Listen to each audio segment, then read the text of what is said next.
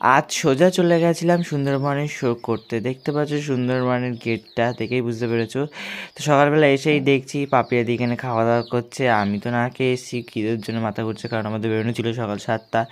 তো এখানে আমাদের ধামাখালি ঘাটে পৌঁছানোর পরে একটা অদ্ভুত ধরনের পোকা দেখতে পেয়েছিলাম। তারপর গাড়িতে আমার ব্যাগ রেখেছিলাম, যেটা খুঁজে পাচ্ছিলাম না।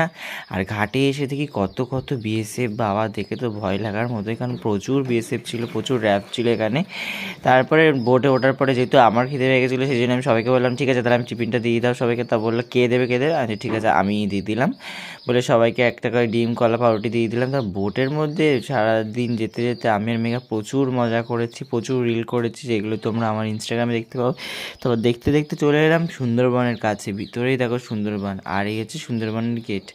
তারপরে আমরা চলে গেলাম প্রোগ্রাম স্পটে, দুপুরের খাওয়া দাওয়া সেরে মেকআপ করে আমাদের প্রোগ্রাম ছিল সেটা করলাম। এই যে দেখো ফাইনাল লুক, চল টাটা।